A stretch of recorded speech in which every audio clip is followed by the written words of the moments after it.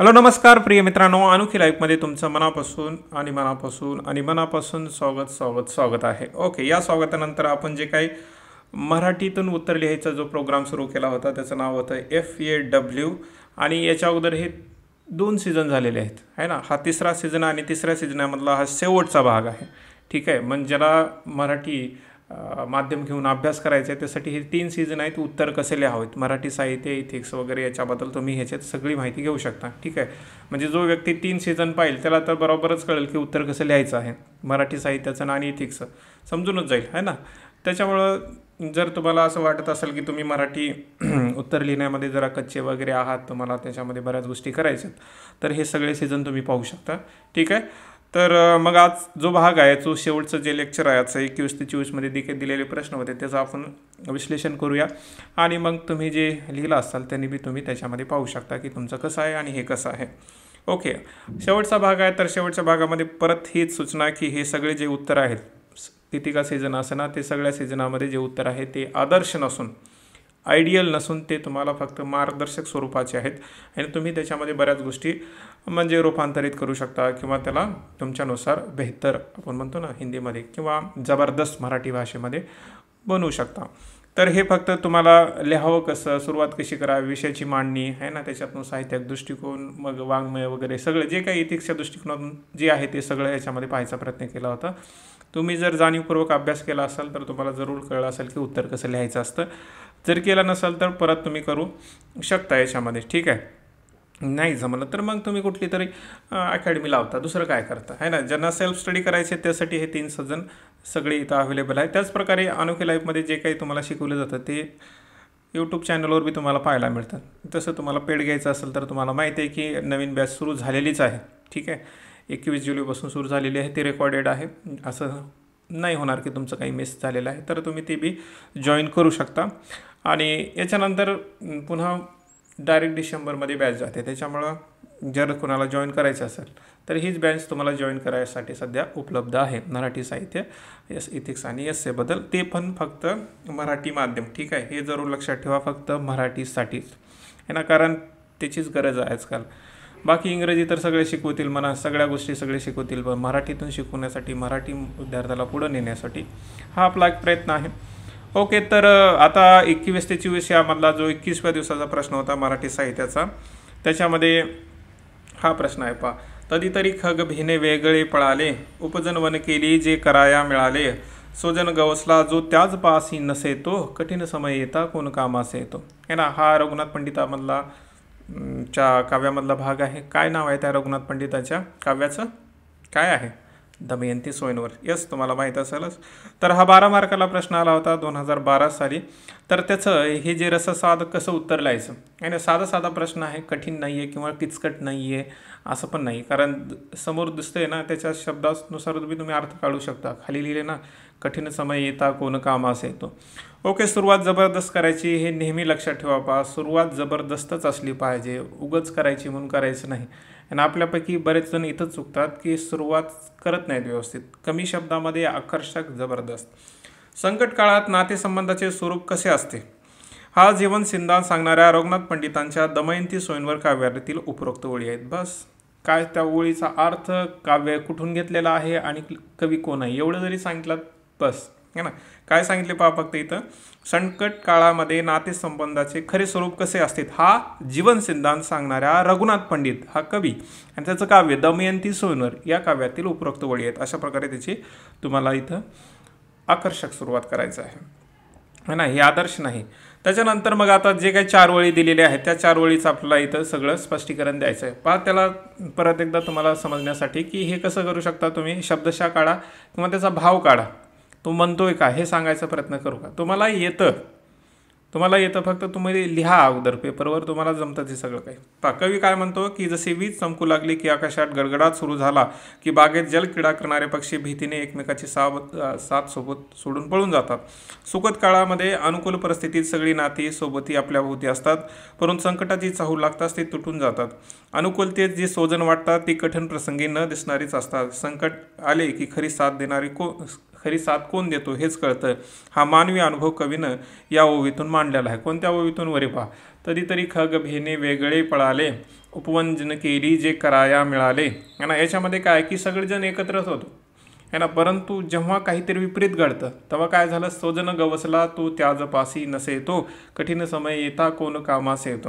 है ना, सगळं काही सुखाचे दिवस असल्यास सगळे साथीला असतात, परंतु जेव्हा कठीण प्रसंगाचा काळ येतो तेव्हा त्या काळामध्ये कळतं की आपली खरी साथ कोण देतं. तर हा मानवी जो अनुभव आहे तो हा वरच्या ओवीतून हा काय सांगतोय, कवी सांगतोय. पुढं काय म्हणतायत पहा, आता याला थोडं वाङ्मय शैलीमध्ये तुम्हाला लिहायचं, आणखी भावार्थामध्ये गुंतून जायचं. ठीक आहे, शब्दशः अर्थ सांगितला. आता थोडंसं वाङ्मयामध्ये तुम्ही सांगू शकता. काव्यात रूपक शैलीचा सुरेख उपयोग झाला आहे. पक्षाच्या वर्तनाचे रूपक वापरून माणसाचे वागणे स्पष्ट केले आहे. उपमय उपमा अलंकार दिसतो. माणसाच्या नात्याची तुलना संकट काळात पळणाऱ्या पक्षाशी केली आहे. भाषा प्रसाधन गुणयुक्त आहे, सरळ सहज सोपी आहे. लोकजीवनाशी जोडलेली उदाहरणे वापरून कवीने मोठं तत्वज्ञानात्मक विचार सोपा पद्धतीने मांडलेला आहे. ओके, तर हा प्रकारचा भाग तुम्ही याच्यामध्ये म्हणू शकता थोडं वाङ्मय शैलीमध्ये. तुम्हाला जास्त जमत नसेल तर काही टेन्शन नका घेऊ. हां, फक्त एवढं तर म्हणू शकता ना, भाषा सुंदर आहे, प्रसाद गुणात्मक आहे, सरळ आहे, सोपी आहे, असं तुम्हाला तर म्हणता येते, एवढं तरी म्हणा. ठीक, त्याच्यानंतर शेवट कसं करता येतो, ही ओवी आपल्याला शिकवते की खरा अपमित्र कोण ते संकट काळातच कळते. म्हणूनच माणसाने नातेसंबंधाची ओळख डोळसपणाने ठेवावी आणि संकट काळात कोण साथ देतो हेच ओळखावे. रघुनाथ पंडिताची ही ओळ अनुभवप्रधान तत्वज्ञान व्यक्त करणारी आणि आजही उपयुक्त ठरते. तर अशा प्रकारचा हा काय आहे, उतारा आहे. ओके, तर हा उतारा तुम्हाला समजला असेल. आता त्याच्यानंतर पुढचा प्रश्न पाहूया आपण एथिक्सचा. तर काय, प्रशासकीय अधिकाऱ्याची सभ्यता त्याच्या रुबाबात नसते तर त्याच्या वर्तनात आणि कार्यात असते. प्रशासकीय अधिकाऱ्याची सभ्यता त्याच्या रुबाबात नसते तर त्याच्या वर्तनात आणि कार्यात असते. आता याची बी सुरुवात तुम्हाला आकर्षक, कुठे बी सुरुवात आकर्षकच करायची असते है ना. त्याची सभ्यता विचारलेला आहे आणि त्याची सभ्यता वर्तनात अधिक चांगली कार्य करते किंवा अधिक योग्य वाटते असा प्रकारे बनवू शकतो. कारण आजकाल आहे ना, ती डॅशिंग वगैरे एंट्री वगैरे करण्यामध्ये सगळा खेळ चालला आहे ना, कार्य करण्यामध्ये काही खेळ चालला नाही, त्याच्यामुळे हा प्रश्न विचारलेला आहे. अधिकार पद देतो पण सभ्यता वर्तनातून प्रकट होते. ही मनातल्या शिस्तीतून आणि कर्तव्यनिष्ठेच्या आचरणातून उमगते. काय, सभ्यता है ना. त्याच्यानंतर हे सभ्यतेचा अर्थ सांगितला आपण पहिल्या ह्याच्यामध्ये. पुढं काय, प्रशासकीय अधिकारी हा केवळ आदेश देणारा नसून तो समाजाशी संवाद साधणारा जबाबदार प्रतिनिधी असतो. त्याच्या सभ्यतेचे माप त्याच्या आवाजात नव्हे तर तो नागरिकाच्या प्रश्नावर किती संवेदनशीलतेने तटस्थपणे निर्णय घेतो है ना, याच्यावर सगळं काय डिपेंड करतं. किंवा त्याची भाषा कशी संयमी आहे का, कृतिशील आहे का, वृक्ष आहे, याच्यावर बी ठरतं. अधिकाराचा रुबाब समाजात अंतर निर्माण करतो. उलट जर एखादा व्यक्ती डॅशिंगमध्ये वागत असेल अधिकारी आहे ना, आणि खूप जरा मोठा वागत असेल तर लोक त्याच्यापाशी येत नाही है ना. तर सभ्य वर्तन लोकांमध्ये विश्वास निर्माण करतं आणि तुम्ही त्यांच्यासारखेच राहता, त्यांना म्हणजे आपल्यापणाच्या भावनेने बोलता, तर ते सभ्य वर्तन काय लोकांमध्ये विश्वास निर्माण करतं. जिथे अधिकारी विनम्रतेने संवाद साधतो, पारदर्शकता जपतो आणि कर्तव्यात प्रामाणिक राहतो, तिथे प्रशासन लोकाभिमुख असते किंवा बनते. सत्तेचा उपयोग जर सहकार्य आणि समजूसाठी केला तर त्याचा परिणाम जनतेच्या भल्यामध्ये उमटतो. जसं की उदाहरणे, IS आर्मस्ट्रॉंग यांनी सरकारी मदत न घेता लोकांसाठी है ना, त्यांच्या मदतीने हा रस्ता वगैरे बांधण्याचं काम केलं. IS सुहास एथिराज यांनी नेतृत्वामध्ये नम्रता, संयम वगैरे दाखवून सभ्यतेचा सर्वोच्च दर्जा जपला आहे असं बी तुम्ही म्हणू शकता, जर तुम्हाला जी माहीत असेल ते. त्याच्यानंतर मग शेवट करा पहा, रुबाब तात्पुरता प्रभाव टाकतो आहे ना, तात्पुरता, पण वर्तनातून निर्माण होणारा विश्वास दीर्घकाळ टिकतो आणि हाच सभ्यतेचा शाश्वत गाभा असतो. ओके है ना, हा सभ्यतेचा शाश्वत गाभा असतो. कारण जिथं तुम्ही वर्तन दाखवता तेच वर्तन म्हणजे आपल्या मनावर टिपतं म्हणा, किंवा ते आपल्या काय विचारात राहतं, सगळीकडे होतं. परंतु रुबाब हा आकर्षक करू शकतो, तो कधी जाऊ शकतो, अशा प्रकारचं तुम्हाला इथं लिहायचं. ओके, त्याच्यानंतर पुढचा प्रश्न होता पहा, सायंकाळी गूढ भावार्थ मनस्थितीचे प्रकटीकरण कवी ग्रेस यांच्या कवितेतून उत्कटपणे जाणवत राहते, उदाहरण स्पष्ट करा. ठीक आहे, तर कवी ग्रेसचा जो कविता संग्रह आहे आपल्याला अभ्यासाला, कोणता आहे, संध्याकाळची कविता. ठीक आहे, त्याच्यावर हा प्रश्न आहे की सायंकाळी गूढ भावार्थ मनस्थितीचे प्रकटीकरण कवी ग्रेस यांच्या कवितातून उत्कटपणे जाणवत राहते. तर ते तुम्हाला करायचे उदाहरण स्पष्ट, म्हणजे उदाहरण देऊन स्पष्ट. ओके, 15 मार्काला 2020ला आलेला हा प्रश्न आहे. तर इथं पण तुम्हाला तेच फॉलो करायचे आपल्याला की आकर्षक सुरुवात. आत्ममग्नेतून संविधान प्रधान आशेचा पैलू मांडणारा काव्य महर्षी ग्रेस आत्ममग्नेतून संविधान प्रधान आशेचा पैलू मांडणारा काव्य महर्षी ग्रेस यांच्या संध्याकाळच्या कविता हा कविता संग्रह म्हणजे अस्सल गूढ भावार्थ मनस्थितीचे प्रकटीकरण आहे. कारण काय आहे? कवी ग्रेस यांच्या कवितामध्ये सायंकाळ हा फक्त निसर्गातील एक काळ नसून तो एका विशेष प्रकारच्या अंतर्मुख मनस्थितीचे रूप आहे. ती काय एक मनाची स्थिती आहे. संध्याकाळी उमटणाऱ्या हळव्या भावना, अनामिक व्याकुळता, स्मरणरंजन, गूढ शांतता आणि एकाकीपणा या सगळ्या गोष्टी त्यांच्या कवितामधून शब्दबद्ध झाल्या आहेत. म्हणजे त्यांची जी संध्याकाळ आहे फक्त संध्याकाळ नाही आहे ना, त्याच्यामध्ये त्यांचा अंतरंग उमटतं. पुढं काय म्हणता येतं मग? ग्रेस यांच्या कवितामध्ये सायंकाळी मनाचा आवाज अधिक स्पष्ट धारदार होतो. त्यांच्या शब्दातून उदासीनतेचे, वेदनेचे आणि स्मृतीचे गूढ चित्र उभे राहते. सायंकाळी अनुभवलेली अस्वस्थता, अंतरयात्रा आणि आत्मपरीक्षा यांना त्यांनी जणू शब्दरूप दिलेले आहे.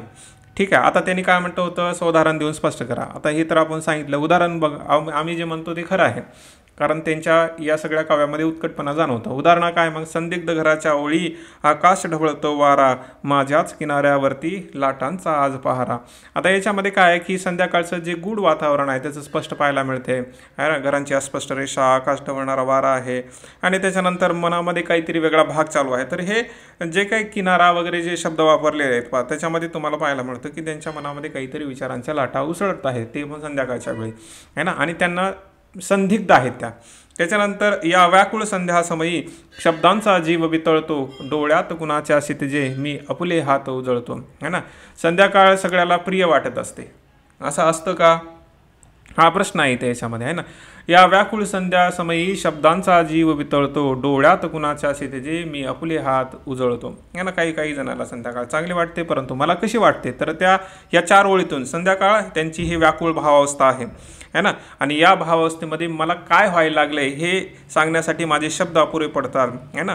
आणि माझं मन किंवा जे विचार आहेत हे एका वेगळ्या म्हणजे दिशेनं गेलेले असतात, असं म्हणजे त्यांना व्यक्त होता येत नाही असं त्यांना म्हणायचं आहे. आणि क्षितिज ही प्रतिमा अशा आठवणीसाठी वापरलेली आहे असं म्हणू शकता, किंवा तुम्ही त्याला एका वेगळ्या रंगानं वापरलेली आहे, किंवा दुसऱ्याच्या अनुषंगानं ती क्षितिज जी आहे सुंदर आहे, परंतु माझ्या अंगानं ते जे आहे ते एक प्रकारची व्याकुळ अवस्था आहे, अशा प्रकारे बी तुम्ही त्याच्यामध्ये म्हणू शकता. त्याच्यानंतर पण अंधार जसा घनबारी, चंद्रातून चंद्र बुडाले, स्मरणाचा उत्सव जागून जुनं दुःख घराला आले. तर आता या ज्या ओळी आहेत, आपण आता 3 घेतल्या ना, पहिल्या सुरू घेतल्या, दुसऱ्या सुरू घेतल्या, हे तिसरा आहे.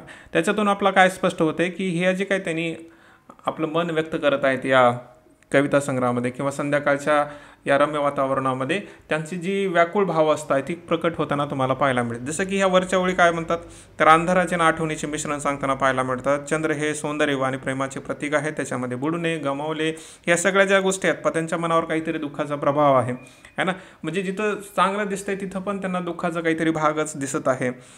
तर थोडक्यात काय, सायंकाळाचा अंधार आणि आठवणी याचं एकत्रित चित्रण हे ग्रेस यांच्या कवितेमध्ये तुम्हाला पाहायला मिळतं. त्यांच्या अंतर्मनातील अर्थता, गूढवेदना व्यक्त होताना पाहायला मिळते. म्हणजे थोडक्यात काय की त्यांच्या ज्या कविता आहेत किंवा कवितेच्या ज्या ओळी आहेत संध्याकाळच्या कविता या कविता संग्रहामध्ये आहे ना, त्याच्यामधून त्यांच्या मनस्थितीचे जे प्रकटीकरण आहे उत्कटपणे जाणवते, हे आपण त्यांना उदाहरणासहित सांगितलेलं आहे. ठीक आहे. आता हे उदाहरण सांगत असताना शेवटी आपल्याला म्हणावंच लागेल ना, जे काही आहे शेवट करावं लागेल. कवी ग्रेस यांच्या कवितामधील संध्याकाळ म्हणजे केवळ दिवसाचा शेवट नव्हे, तर एका भावनांची लाट असते जिथं गूढता, स्मरण, एकाकीपणा आणि भावनाचे अधिक रूप प्रत्ययाला येते.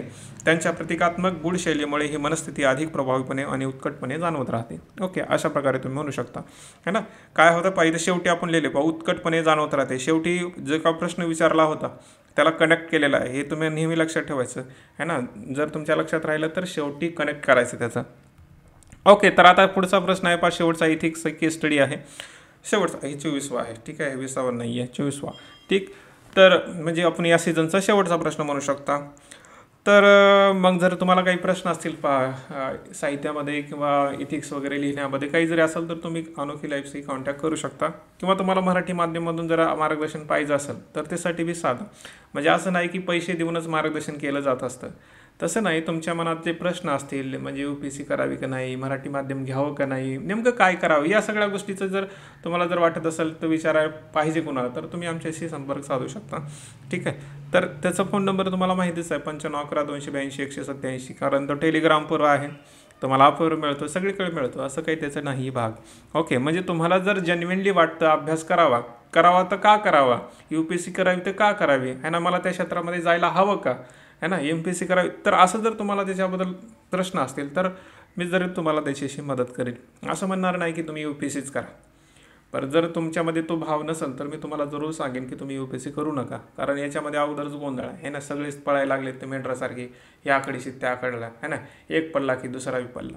तसं नाही, पण ज्यांना जेन्युइन इंटरेस्ट आहे त्यांनी तो करायला हवा. परंतु ज्यांना बिलकुल पण नाही, ज्यांना जमत नाही, ज्यांना ते बेसिक जे जसं की आपण स्किल म्हणतो आहे ना, कोणती स्किल लागते, पहिल्या सुरू तर रीडिंग स्किल लागते, अंडरस्टँडिंग लागते, रायटिंग स्किल लागते, कम्युनिकेशन स्किल लागते. या जर स्किल जमत नसतील तर तुम्ही या क्षेत्रात उतरायचंच नाही है ना.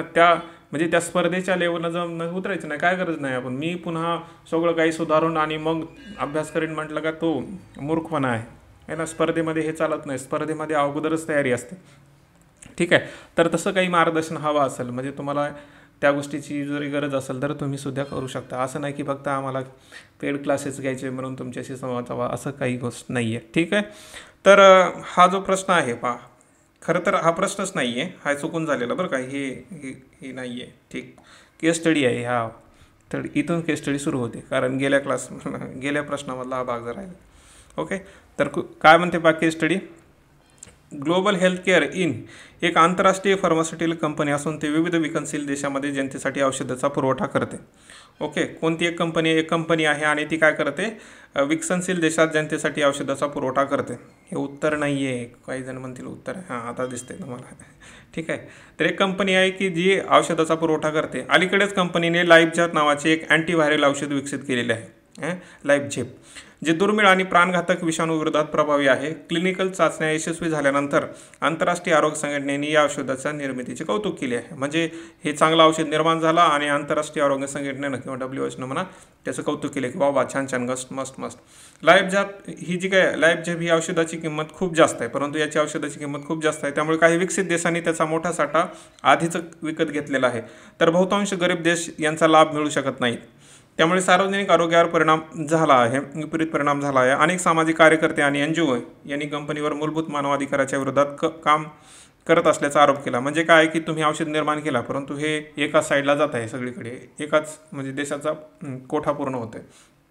त्याच्यानंतर तुम्ही या कंपनीत वरिष्ठ नीतिशास्त्र सल्लागार म्हणून कार्यरत आहात. कंपनीचे CEO आणि बोर्ड तुमच्याकडून सल्ला अपेक्षित होतात, पण काही अडचणी आहेत. जसे गुंतवणूकदार लाईफझेपच्या आधारित नफ्यावर अवलंबून आहेत. आंतरराष्ट्रीय दबावामुळे कंपन्याची प्रतिमा धोक्यात आहे. काही गरीब देश लाईफझेपची जी स्थानिक कॉपी निर्माण करू पाहत आहेत, ज्यामुळे पेटंट हक्कावर परिणाम होऊ शकतो. म्हणजे तुम्हाला नीतिशास्त्रानुसार सल्ला द्यायचा आहे, तरी पण या काही गोष्टी आहेत, याचा बी गोष्टीचा विचार करायचा आहे. ओके, कळलं ना. केस स्टडीमध्ये साधी गोष्ट आहे, समजून घ्या की तुम्ही कोण आहात. पहिलं सुरू आहे ना, नेहमी लक्षात ठेवायचं की तुम्ही नेमकं कोण आहात याच्यामध्ये, आणि त्याच्यानुसारच तुमचे सल्ले वगैरे असतात किंवा तुम्हाला जे काही प्रश्न विचारले त्याचे उत्तर असतात. ओके, पहिल्या सुरू तुम्हाला कळलं की तुम्ही कोण आहात, नीतिशास्त्राचा एक सल्लागार आहात. ओके, काय करते कंपनी एक औषध काढलेलं आहे. ते औषध काय करते तर विषाणूविरोधात कार्य करते, मोठं काम करते बस. परंतु ते महागाचं आहे, महाग असल्यामुळे काही जे मोठे देश आहेत त्यांनी त्याचा साठा घेतलेला आहे. आता तोच प्रश्न निर्माण होतो, गरीब देश त्याच्यापासून वंचित आहेत. ओके, आता पुढे त्यांनी प्रश्न विचारलेत की हे जे काही वंचितपणाचा भाग आहे त्याच्यामुळे लोक काय करू लागलेत, आता आंदोलन करू लागले आहेत. बस एवढंच आहे. मग आता तो आंदोलनाचा भाग तो कमी करायचा आहे. ठीक आहे, किंवा आता सगळं काही सुधारायचं तशी गोष्ट आहे. तर त्यांनी म्हटलेत पहा की तुम्हाला सल्ला विचारला आहे की काय करायचं नेमकं. परंतु सल्ला सांगत असताना हे तुम्ही लक्षात ठेवलं पाहिजे की नफा महत्त्वाचा ठरतो. यांना आंतरराष्ट्रीय दबावामुळे कंपन्याची प्रतिमा धोक्यात आहे, कारण कंपनी चांगलं कार्य करते, परंतु ते आंतरराष्ट्रीय धोका काय आहे की तुम्ही जे साठा जो घेतलेला आहे, नफ्यासाठीच कार्य करता, अशा प्रकारचा एक त्याच्याकडे काय आहे, दबाव आहे असं म्हणू शकता, किंवा मानवता NGO वगैरे दबाव आणत आहे. ओके, तर आता त्यांनी प्रश्न काय विचारलेत, तुमच्या मते कंपनीने कोणत्या नैतिक मूल्याचा विचार करावा आणि कोणती भूमिका घ्यावी. ओके, पहिला प्रश्न, मानवाधिकार आणि व्यापार हक्क यामध्ये संतुलन राखण्यासाठी कोणते व्यावहारिक उपाय कंपनीला सुचवू शकतात. अशा जागतिक घडामोडीमध्ये राष्ट्रीय कंपन्याची सामाजिक उत्तरदायित्वाची कोणती भूमिका बजावली पाहिजे. तर हे 3 प्रश्न आहेत, तर 3 प्रश्नाचं खटाक्षी उत्तर आपण पाहायचा प्रयत्न करूया. ओके, पहिलं सुरू तर तुम्ही तसं मस्तपैकी इंट्रोडक्शन करा. केस स्टडीमध्ये इंट्रोडक्शन करणं खूप चांगलं मानलं जातं. ठीक आहे, तसंच कन्क्लुजन करणं पण सगळीकडे, म्हणजे कधी कधी करत नाहीत मुलं, म्हणून म्हणतो की करा तुम्ही. जेव्हा आरोग्याचा प्रश्न उभा राहतो तेव्हा बाजारपेठ आणि नैतिकता यामध्ये संघर्ष अपरिहार्य ठरतो ना. आरोग्याचा प्रश्न उभारल्यानंतर म्हणजे ज्यांनी निर्माण केला आहे त्यांना वाटतं की नफा पाहिजे, आणि बाकीच्यांना वाटतं की हे सगळ्यासाठी आहे. ओके, तर जेव्हा आरोग्याचा प्रश्न उभा राहतो तेव्हा बाजारपेठ आणि नैतिकता यामध्ये संघर्ष अपरिहार्य ठरतो. त्याच्यानंतर ग्लोबल हेल्थ केअर इन ही जी राष्ट्रीय कंपनी आहे हिनं लाईफ प्रगत औषध विकास केल्यानंतर ते गरीब देशामध्ये न परवडणाऱ्या किमतीमुळे पोहोचू शकत नव्हते, तर श्रीमंत देशामध्ये प्रचंड साठवणूक झाली. या परिस्थितीमध्ये कंपनीने आर्थिक नफा आणि मानवी नैतिकता यामध्ये संतुलन साधणे गरजेचं आहे. ओके, पहिल्या सुरुवात आपण सांगितलं आणि त्यांनी जे काय विचारलं त्याचं उत्तर द्यायचं आपण डायरेक्टली. कंपनीने कोणत्या नैतिक मूल्याचा विचार करावा आणि कोणती भूमिका घ्यावी, तर त्याच्यामध्ये काय म्हणता येतं, कंपनीने मानवतेचा आधार, समान संधी, सामाजिक न्याय, सार्वत्रिक आरोग्य, ते एक वन हेल्थ अप्रोच पण आहे पहा, ते वापरू शकता. म्हणजे तुम्हाला जर आठवलं तर खरं तर तो वन हेल्थ अप्रोच हा प्राण्याच्या दृष्टिकोनातून पण आहे, म्हणजे सर्वांगीण आहे, तरी पण तो वापरू शकता. काही म्हणजे कंपनीने मानवतेचा आधार, समान संधी, सामाजिक न्याय, सार्वत्रिक आरोग्य या मूलभूत नैतिक मूल्याचा स्वीकार केला पाहिजे. सर्वसामान्यांच्या जीविताशी संबंधित औषध फक्त काही गटापुरते मर्यादित ठेवणे ही अमानवी भूमिका ठरते.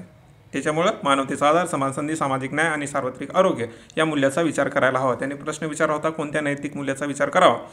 कंपनीने केवळ कायदेशीर चौकटीत भर न देता आपल्या उत्पादनामुळे अधिकाधिक लोकांचे प्राण वाचतील यासाठी सहानुभूतीपूर्वक भूमिका घेतली पाहिजे. असं केल्यास कंपनीची सामाजिक प्रतिष्ठा उंचवते आणि दीर्घकालीन विश्वास निर्माण होतो.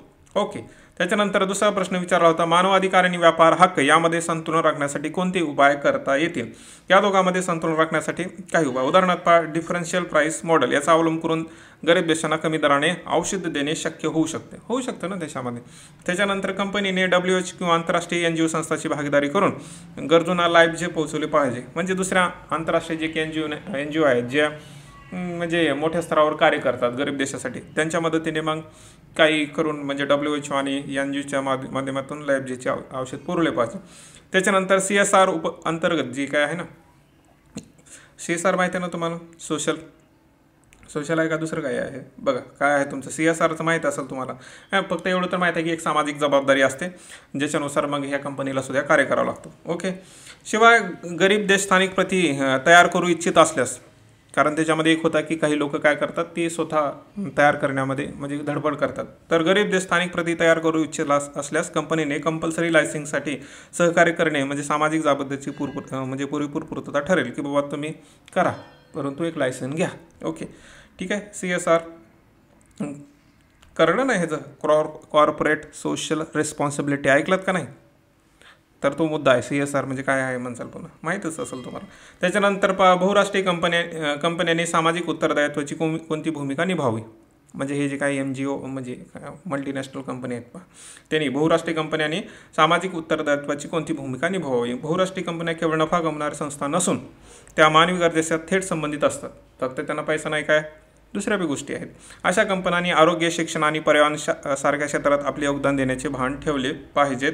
आरोग्यासारख्या संवेदनशील क्षेत्रात व्यवसाय करताना कंपन्यांनी लोकांसाठी व्यवसाय ही संकल्पना स्वीकारली पाहिजे. नैतिक दृष्टिकोनातून घेतलेले निर्णय दीर्घकाळ टिकणारा विश्वास आणि जागतिक प्रतिष्ठा निर्माण करतात. त्याच्यामुळे लोकांसाठी व्यवसाय या संकल्पनेनुसार बहुराष्ट्रीय कंपन्यांनी काम केलं पाहिजे, असं तुम्ही नैतिक सल्लागार म्हणून तुम्ही सल्ला देत आहात.